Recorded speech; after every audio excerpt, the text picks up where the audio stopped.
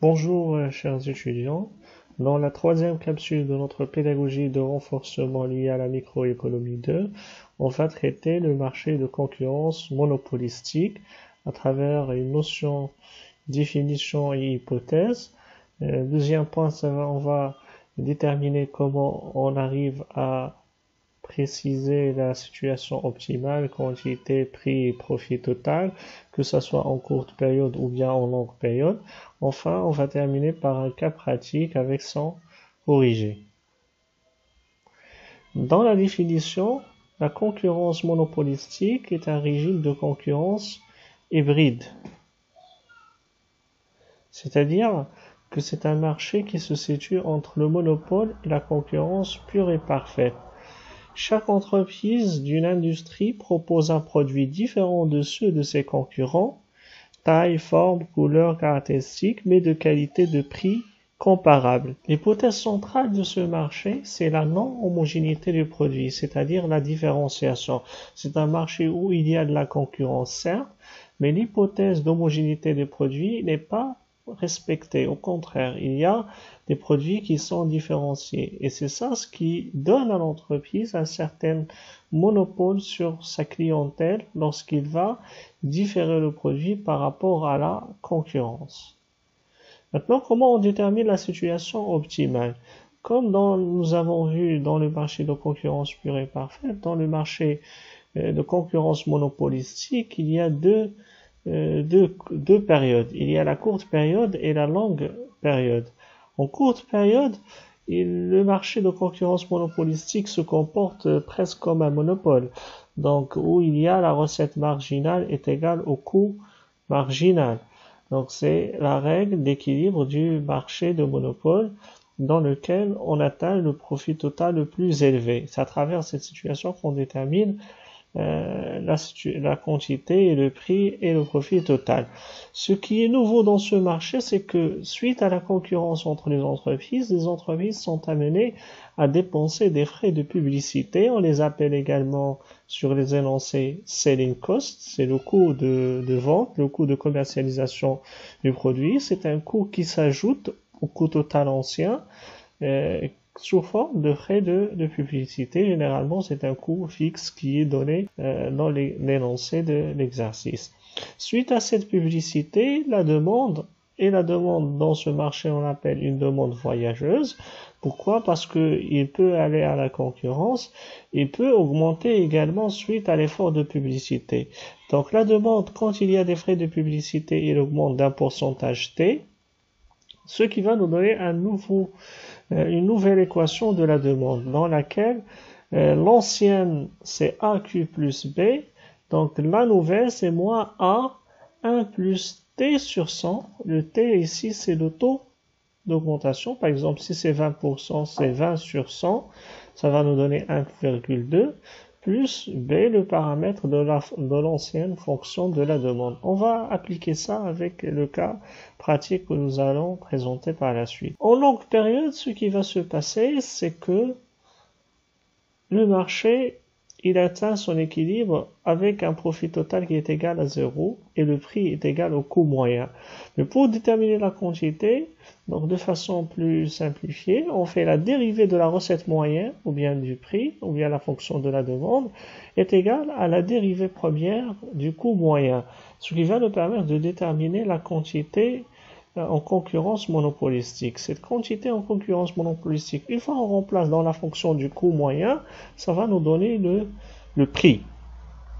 Donc on ne remplace pas dans la fonction de la demande, on remplace dans la fonction du coût moyen parce que la demande, on a dit, n'est pas stable, c'est une demande qui est voyageuse. Pour déterminer les capacités non utilisées, pour que ici l'équilibre n'est pas atteint de façon systématique, on calcule les quantités selon la concurrence pure et parfaite, selon le coût moyen et minimum, c'est-à-dire la dérivée première du coût moyen est égale à 0, ou bien le coût moyen est égal au coût marginale, vous précisez l'une des deux, ça va nous donner la quantité, comme si on est dans un marché de concurrence pure et parfaite, et c'est là le maximum des capacités de production. On fait la différence des quantités divisé par la quantité dans la concurrence pure et parfaite, multiplié par 100, ça va nous donner le pourcentage des capacités non utilisées. Pourquoi il y a des capacités non utilisées? On va le voir par la suite, c'est parce que l'entreprise, le prix n'est pas égal au coût marginal. Donc il a un équilibre où la pente de la droite de la demande est égale à la dérivée première du coût moyen. Si on compare ce marché de concurrence monopolistique avec le monopole, on vient de le dire, c'est un marché hybride qui se situe entre le monopole et la concurrence pure et parfaite. Maintenant, la comparaison avec le monopole, on peut la faire en courte période. Donc, le marché de concurrence monopolistique, comme on vient de le voir, se comporte comme un monopole à l'équilibre.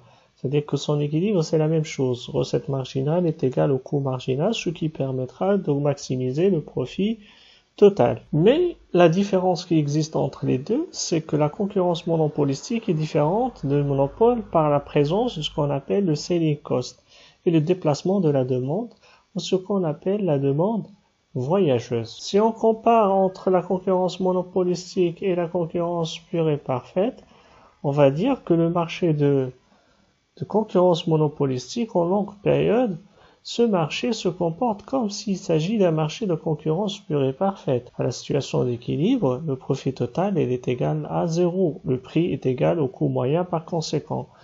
Mais la concurrence monopolistique est différente du concurrence pure et parfaite par la condition d'équilibre. C'est-à-dire que la condition où le coût moyen prime est égal à la recette moyen prime, c'est-à-dire la tangente de la courbe du coût moyen, est égale à la pente de l'équation de la demande. C'est l'explication de cette situation d'équilibre. Ce qui génère des capacités non utilisées. Pourquoi? Parce que le coût moyen n'atteint pas son minimum en longue période en marché de concurrence monopolistique. C'est tout à fait le contraire pour le marché de concurrence pure et parfaite. Notre cas de pratique, ou bien notre exercice de cette partie, il va se présenter qu'ainsi. Donc la demande d'une entreprise en situation de concurrence monopolistique s'exprime par l'équation suivante. P est égal à moins 2Q plus 470. On va commencer d'abord par la situation de l'entreprise en courte période, pour laquelle on vous demande de déterminer l'équilibre de cette entreprise, sachant que le coût total en courte période s'exprime par l'équation coût total est égal à 7 sur 120 multiplié par la quantité à la puissance 3, moins 14 sur 3 fois la quantité à la puissance 2, plus 160 fois la quantité, plus 300.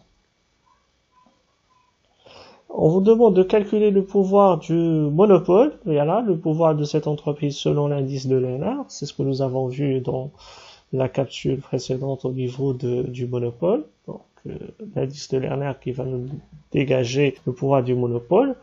Troisième question, pour augmenter sa part de marché et son profit par la suite, cette entreprise lance une campagne de publicité d'un coût de commercialisation, ce qu'on appelle le selling cost, de 1000. C'est un coût supplémentaire, 1000, lié à cette campagne publicitaire. Après cette campagne publicitaire, la demande de l'entreprise a augmenté de 300%. Que devient l'équilibre de cette entreprise et que pensez-vous de cette campagne publicitaire? Est-ce qu'elle est favorable ou bien défavorable? Efficiente ou bien n'est pas efficiente pour l'entreprise? Deuxième situation, c'est la situation en longue période, pour laquelle, en partant de la situation avant la campagne publicitaire, c'est-à-dire la demande initiale P est égale à moins 2Q plus 470, sachant que le coût total en longue période s'exprime par l'équation suivante, 1 sur 40 fois Q à la puissance 3, moins 3Q au carré, plus 150Q. La cinquième question, que devient l'équation de la demande voyageuse, c'est-à-dire l'équation de la demande suite à long terme, donc à ce changement. Déterminer les capacités non utilisées comme dernière question. Commençons par la première question. Déterminer l'équilibre de cette entreprise, c'est-à-dire la quantité d'équilibre, le prix d'équilibre et le profit total, sachant que le coût total en courte période s'exprime par la fonction que nous avons déjà présentée devant vous. Donc, Donc, on commence par dresser la fonction de la demande. On sait que la fonction de la demande est égale à moins 2Q plus 470, ce qui va nous donner une recette marginale qui est égale, allez, on multiplie par 2 le premier terme, moins 2 fois 2, c'est-à-dire moins 4Q plus 460. Il nous faut également le coût marginal. Donc, on a également le coût marginal, c'est la dérivée du coût total qui est égal à 3 fois 7 sur 120, qui va nous donner 3 fois 7, c'est égal à 21 sur 120, Q au carré, moins 2 fois 14, c'est 28. Là, il faut faire très attention au niveau du calcul des dérivés pour ne pas faire une erreur, parce qu'une erreur ici, ça veut dire que l'ensemble des réponses seront erronées. Q plus 160. Je vais simplifier dans la mesure du possible cette équation, donc ça va nous donner 7 sur 40 Q au carré, c'est-à-dire j'ai divisé C par 3 et le dénominateur par 3, moins toujours 28 sur 3, Q plus 160. Donc on sait qu'à l'équilibre, ce marché en courte période se comporte comme un monopole, c'est-à-dire la recette marginale est égale au coût marginal.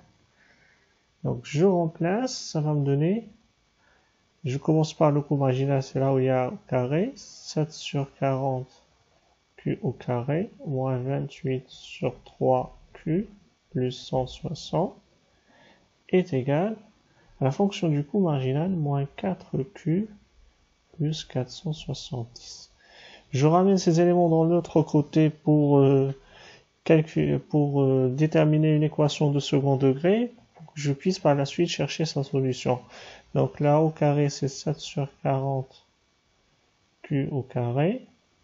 Je ramène moins 4Q, de ce côté ça va être égal à plus 4Q, moins 28 sur 3Q, ça va me donner directement égal à 16 sur 3Q.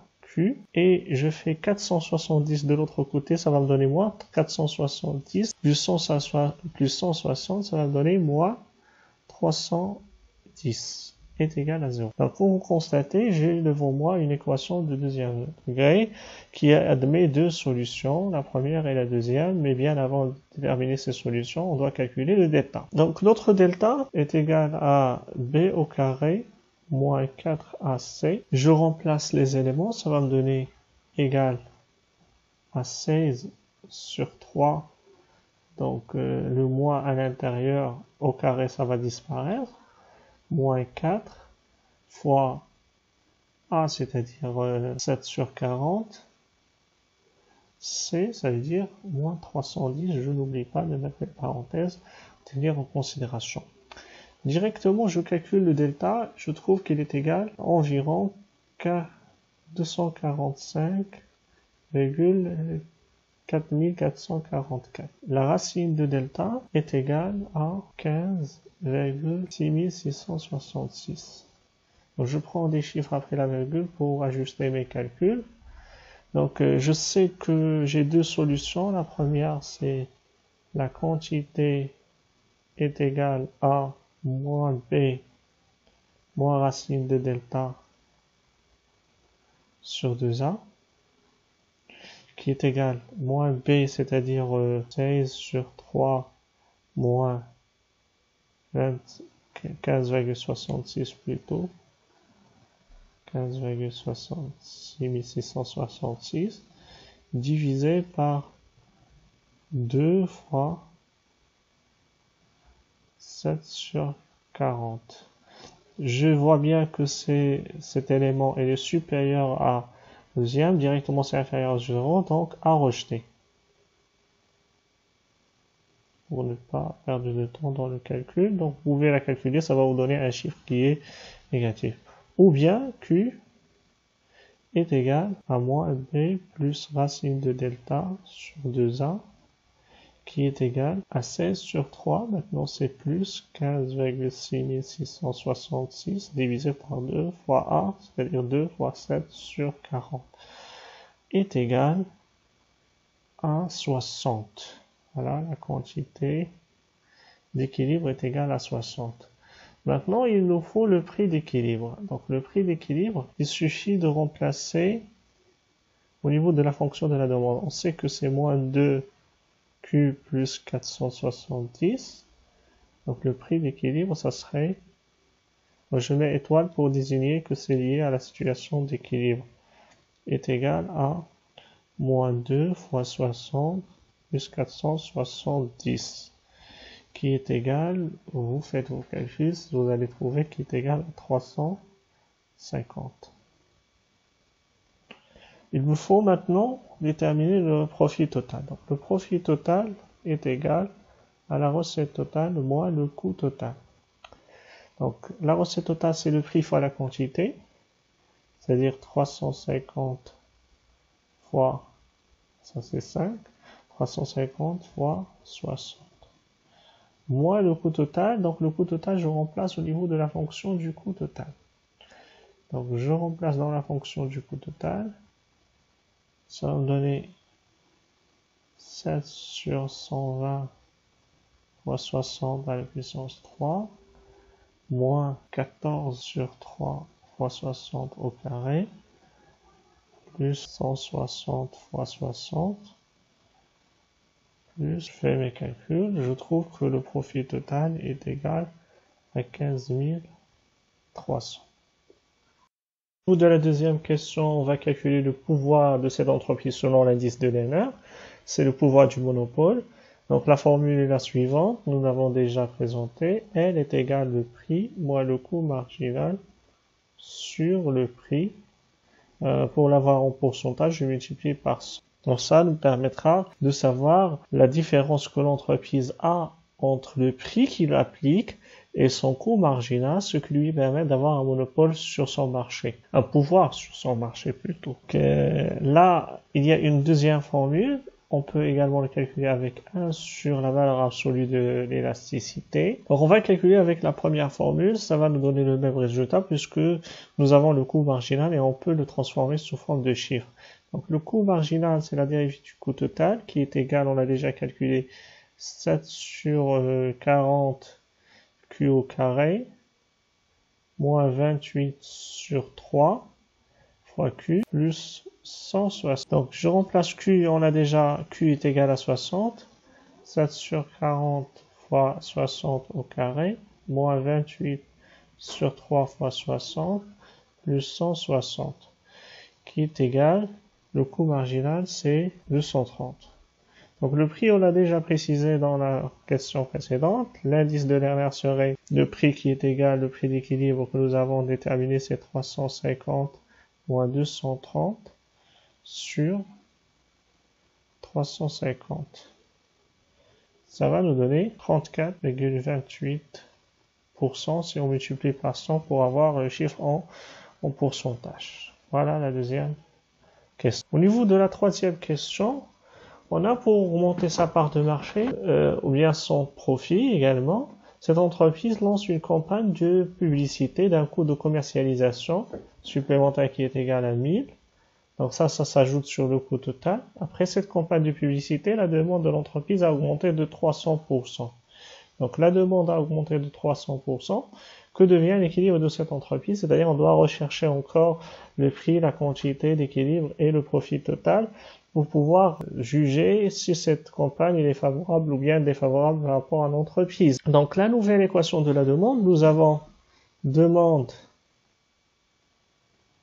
à augmenter de 300%. Donc la nouvelle demande serait, donc on a déjà dit, c'est P moins A, c'est-à-dire moins 2, qui était dans la question précédente, plus sur 1 plus 300%. Donc voilà, multiplié à la quantité plus 470. Voilà, ça c'est le pourcentage d'augmentation de la demande. Ce qui va nous donner que le prix dans la nouvelle fonction de la demande est égal à moins 2 sur 4Q plus 470. Donc, le prix dans ce cas-là est égal à moins 0,5 Q 470. Donc, directement, je calcule la recette marginale. Donc, la recette marginale est égale à moins 2 fois 0,5, c'est-à-dire moins 1 fois Q plus 470. Ce qu'il nous faut maintenant, c'est au niveau du coût total. Donc, le coût total, ce qui a changé, l'ancien coût total, il était égal à 7 sur 120 Q à la puissance 3, moins 14 sur 3 Q au carré, plus 160 Q, plus 300. Donc, ce qui est ajouté, c'est le ceiling cost. Je vais le mettre avec une autre couleur. Plus 1000. Donc, le nouveau coût total est égal à nouveau, c'est le même qui est resté, plus les 1000 que nous avons ajouté. Donc, 7 sur 120, puis à la puissance 3, moins 14 sur 3Q au carré, plus 160 Q, plus 1003. Donc, le coût marginal ne va pas être affecté parce que la constante est égale à 0. Donc, on va avoir le même coût marginal que nous avons vu dans la première question. Donc, ça va nous donner 21 sur 120, c'est-à-dire 7 sur 40, Q au carré, moins 28 sur 3Q, plus 160. Donc, à l'équilibre, nous avons la recette marginale est égale au coût marginal, c'est-à-dire 7 sur 40, je commence par le coût marginal, Q au carré, moins 28 sur 3Q, plus 160, est égal à la même chose, donc est égal à moins Q plus 470. Donc, je ramène ça de l'autre côté, j'aurai l'équation suivante, 7 sur 40 Q au carré, moins 28 sur 3, moins plus 1, ça va donner moins 25 sur 3Q. Donc j'ai ramené moins 1 ici, ça va donner plus 1, plus Q. Donc je vais la sommer avec celle-là, ça va donner moins 25 sur 3. Donc plus 160 moins 470, c'est-à-dire moins 300. 10 est égal à 0. Donc, comme dans la première question, il y a une équation de deuxième degré. Donc, je calcule le delta. Delta, c'est P au carré moins 4AC. Je remplace par les chiffres, ça va donner moins 25 sur 3 au carré, moins 4 fois 7 sur 40 fois moins 310.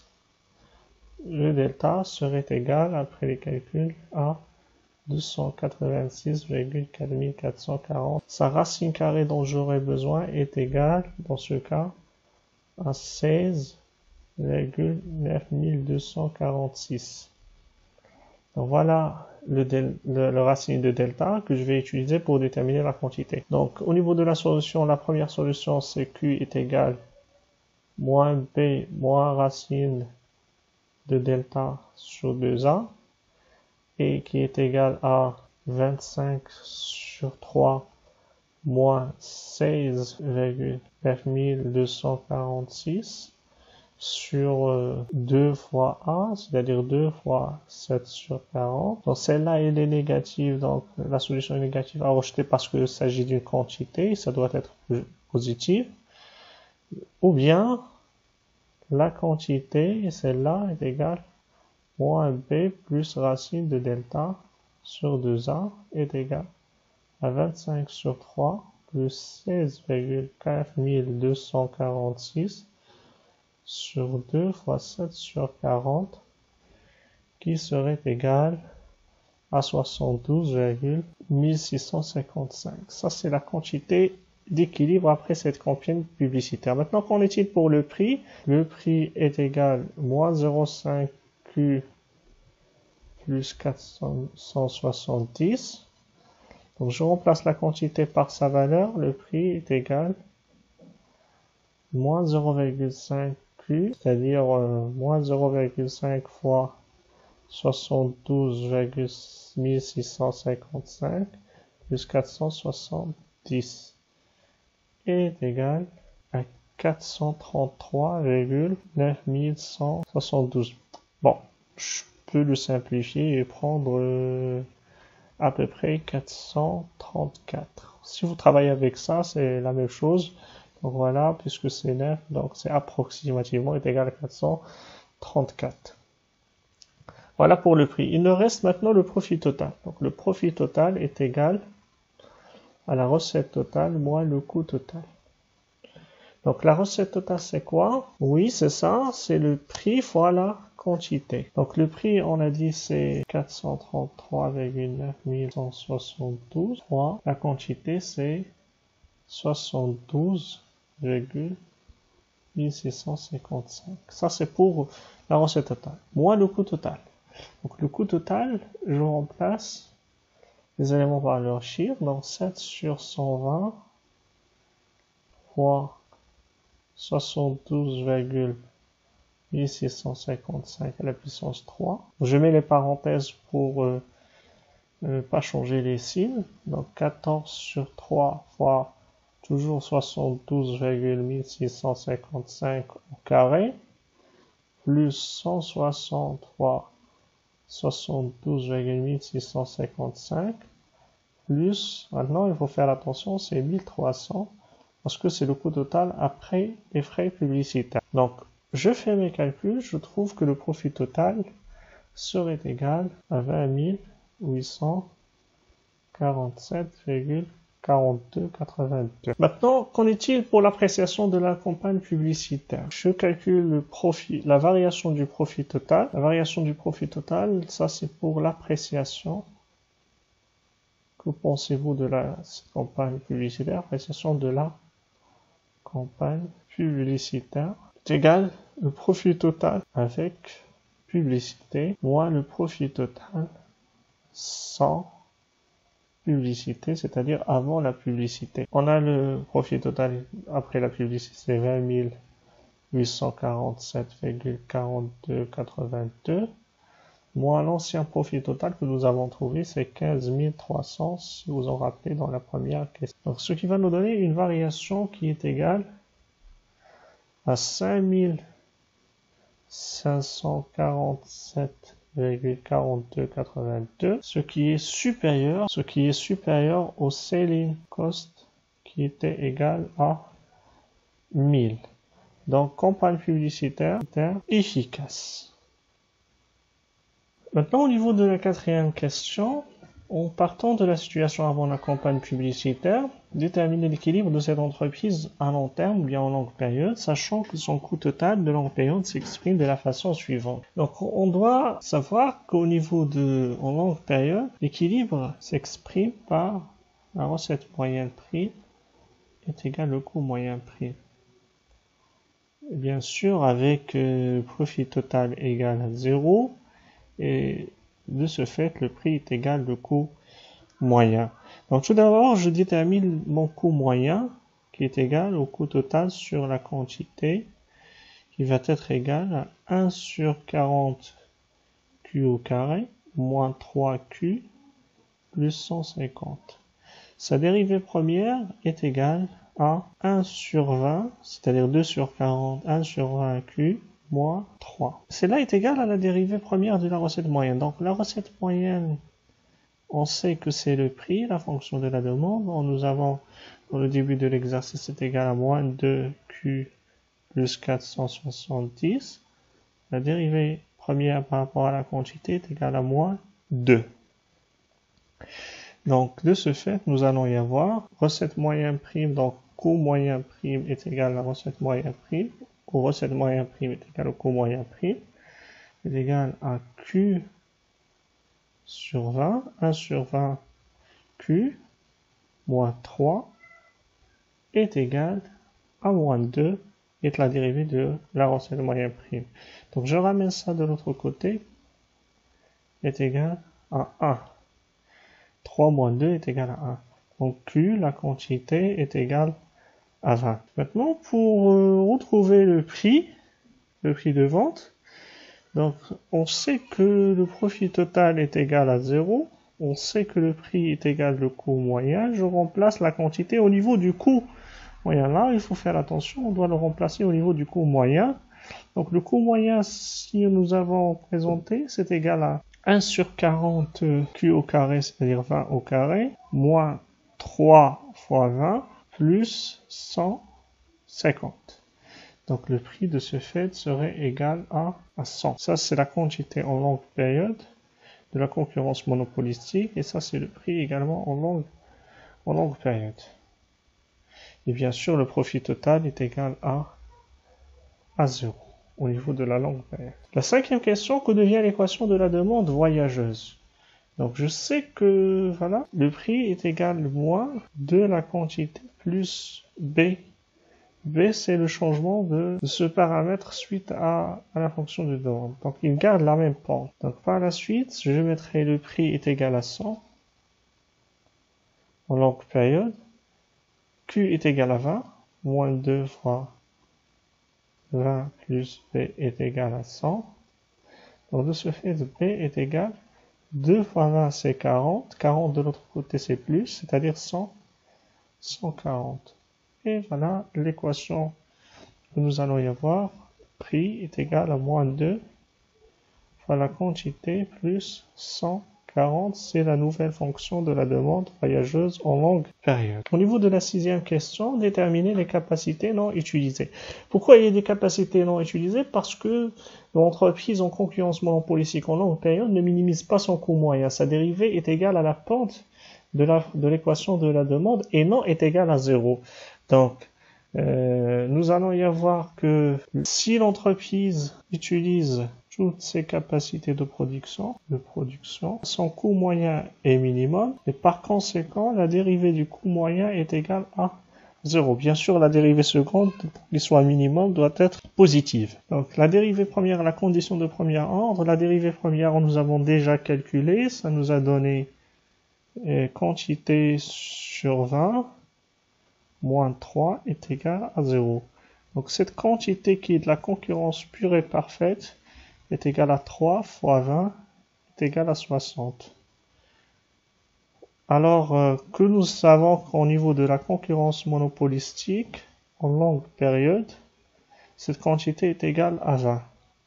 Donc les capacités non utilisées, ça serait la quantité concurrence pure et parfaite longue période, moins la quantité en concurrence monopolistique également en longue période, divisé par la quantité concurrence pure et parfaite en longue période, fois 100, qui serait égal à 60 moins 20 sur 60 fois 100, qui serait égal à 66,67%. Voilà, ainsi nous avons arrivé à la fin de cette troisième capsule de ce marché de concurrence monopolistique. Nous avons traité la situation en longue période et en courte période. Nous avons fait un petit rappel de l'indice de Lerner. Nous avons également calculé la fonction de droite de la demande voyageuse en longue période et nous avons également calculé les capacités non utilisées au niveau de la longue période en concurrence monopolistique. Nous avons mis en évidence également la comparaison entre ce marché et le marché de concurrence pure et parfaite au niveau de la longue période et la comparaison entre ce marché et le marché du monopole en courte période plutôt. Je vous remercie pour votre attention. Si vous avez des questions, vous passez aux commentaires. Je vous explique par la suite au niveau du commentaire. Vous faites votre réaction si vous avez bien compris. Sinon, je vous explique davantage ou bien on fait une capsule spécifique par rapport aux points qui vous paraissent un peu plus compliqués. Donc, vous pouvez me joindre soit par le commentaire, soit par l'adresse mail académique. Également pour voir le monopole revenu sur la capsule numéro 2 ou bien sur le cas de concurrence pure et parfaite, revenez sur la capsule numéro 1. Je vous remercie pour votre attention et à la capsule prochaine.